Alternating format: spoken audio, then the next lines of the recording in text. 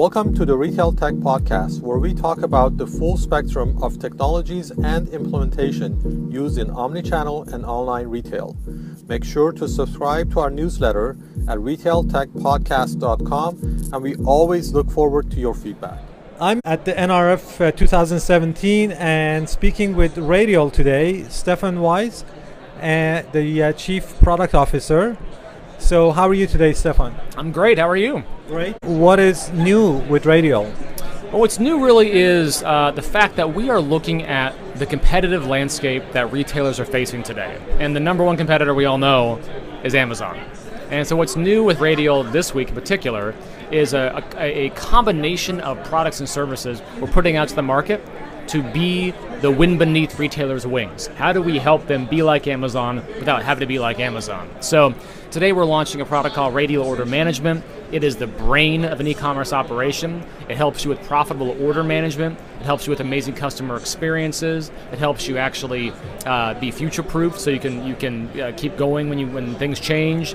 That's going to be the brain of what people need to be successful in their competition with Amazon. So that's great. We've also launched this year another 500,000 square feet in distribution space. So we now have 13.5 million square feet of warehousing. So if you're a customer and you want to go and sell whatever it might be, wood products or things on hangers, whatever it might be, you don't have to worry about labor. You don't have to worry about finding space. You don't have to worry about getting UPS to give you a great deal because you're not going to get it like we have because we have such high volume. So that great operational scale that puts us number 2 behind Amazon, frankly, as far as scale is concerned. It's a big deal. Right. And then we've also announced the Radial Partner Network today, which is a big deal as well, because one of the things I find when talking to customers or prospects is they're nervous. I get this. They're nervous about how complex the project's going to be.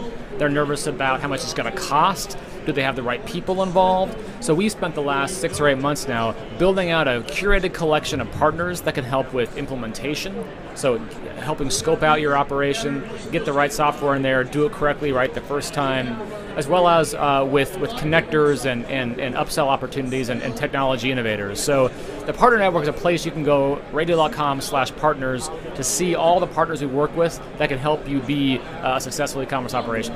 Bottom line, all together, technology, operations, partners, there literally is no one else at this point that can do what we do at scale to help retailers and brands be competitive against Amazon. So when is your blimp going to be in the sky? Well, the Radial blimp? All right, the Goodyear is there. Why can't we have Radial? I've asked now at least 4 times for a blimp, and marketing keeps telling me no. Blimps apparently they explode sometimes, and I don't know, and it's a long story. But I'm excited because it's less about, I don't care if my daughter doesn't know what I do. I'm okay with that. Right. What I know that she loves is when she wants to go order something from Kate Spade, she wants a cute little purse for her, her Tolo dance, that she gets that purse on time when it says it's going to be there, engraved with her name, all done. And that's because that Radial was behind that operation. So our brands are the heroes. I love that. I don't have to be known. The other thing that I've actually talked about recently is the Amazon Go stores. Yeah, absolutely. Whereas really the front end is minimal as far as human innovation. Almost zero. And everything is in the back end. Yeah.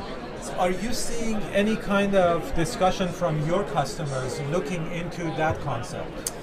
Oh, I know all of them would love to have that. The reality is Amazon will spend $15 billion in R&D and CapEx this year, and every retailer I talk to right now is struggling. So as much as they'd love to have that operation that allows for a certain level of self-service, we've seen this for years with grocery store checkout lanes and whatnot, but to have that level of service, to be able to walk in, grab it and go, they'd love to. I will say, however, that is a fairly unique, not niche, it's a big part of the market, but what we're seeing, especially with our retailers and brands, is that their customers want a more personalized experience. They want to have a curated experience. They want to have somebody explain to them what this thing actually does and why it's good and why they should like it. So while we can all appreciate the technological marvel of Amazon's Go product, it is beautiful. I've been there in Seattle, it's great. Have you been to the store? I have been to the store. It's for a certain type of product, and a lot of our customers and a lot of the brands that are out there competing with Amazon are saying, I need to have more interaction. I need to have more personalization. I need to have more touch with my customers, not less. Okay. It truly is product specific. What you can do, how much automation you can put in, and really, ultimately the conversion. If you're selling things that are easily understood by customers and they already know for the most part what they want, definitely self-service is the best way to go. But if the customer has to go through any kind of discovery, any kind of looking and testing and feeling or talking or discussion, then that model is probably not going to have the best conversion. You can have a warehouse with full of sofas, but how many people are actually going to go there? And again, I could probably be proven wrong by this, but it's like the human element of it, I think, is not applicable to every industry, every product line, like you said. I totally agree. I mean, here's an example. You may be able to convert consumers using automation. My question is, are you converting them at the highest possible value? So I was in a place called Italy yesterday here in New York, which I love. It's an amazing Italian market over in Flatiron, amazing. But you walk in, and they've got a great selection of salad greens. I love salad. So they had all sorts of salad greens. They had organic ones from upper New York. They had ones from California, all about $3 a pound, some price, I don't know what it was. Then they had ones for $25 a pound. These are salad greens, but they've come from Italy, and they've got a backstory. And the guy came over to me, the produce guy, and I said, "What is this?" And he tells me a story. It's a small farm. It's a mom and a dad, their 2 sons. They cultivate this. It's bespoke heirloom lettuce. Of course, I wanted to buy that. I didn't, but that's what I wanted to buy, right? So there's an example of where if I just saw a $25 lettuce on the shelf in an automated store, I probably wouldn't have touched it. But having that person walk up to me who knew the product, knew what I was looking for, could read kind of what I liked, that enabled them to upsell me in a way that automation probably isn't going to. Right. The other question I have is that if I can actually get everything that's in a specific retail store delivered to me, right? Why would I even go to the store? Yeah, 80% of people still want to go to brick and mortar. 80%, huge number. Part of that probably is because they want to ask questions. They want to have that interaction with the retail associate. Some just, although it's a pretty small number these days, some don't trust still e-commerce. That's going to go away fairly soon. Yeah. That's almost noise at this point. But being able to look, I think the interesting scenario we're going to get into is when you combine the best of physical and digital. There are a couple of companies I saw recently, one down in Atlanta, a great company called Cloud Tags. And they're ones, so you walk into a store with your own device, you walk up to a beautiful display on the wall, your phone and the wall, they talk to each other, so you're getting more detail about the item on the wall on your phone. You can scroll, you get your interface, you get the interface in the phone. So it's blending that online community content and the rich descriptions and the use cases and the videos with a good old-fashioned physical object on the wall. That blend of the two, holy smokes, that's powerful. Yeah. So I think people make the false choice. It isn't either or. It's not tech or physical. It's how do we bring what's so good about tech, the online model, to the physical stores. And then I think the other way it goes too. How do you bring what people love about the online, the physical, into the online? I think we've seen more movement that way already, but I think it's pushing the other direction. How do you bring more of the technology and the e-commerce best practices into a store that someone's physically going to go into? Right. So the phrase that I've been hearing at the show is bringing the e-commerce experience to the store. Oh, well, I'm a genius. Well, I think it's a good idea. Or it's really obvious, one of the two. Yeah, I personally think it's not that simple.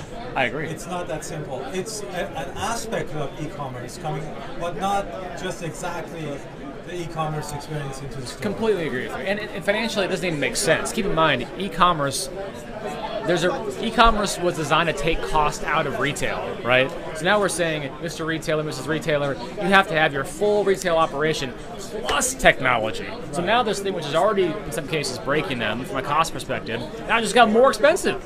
That's crazy, right? So there is this notion of what works in the e-commerce. It's endless aisle selection. It's in many cases validated reviews. It's high quality content. It's the community generating that content to show how it's being used. Those are all those things that work so well. And the frictionless checkout, in some cases, when it works, obviously. Those things that work so well. How do you bring those things into physical retail? And that's where it gets exciting. I totally agree with you. You can't just replicate the store or the e-com site in a store. That's missing the point.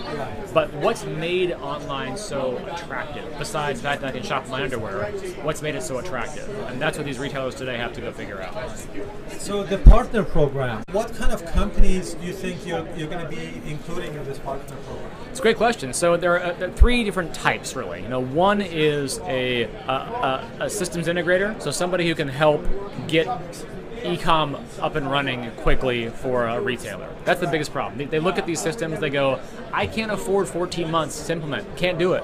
So with our solution and our preferred systems integrators, that goes from 14 months with IBM to 10 weeks with Radial on a bad day. So it shrinks it radically down. So there's that class of people.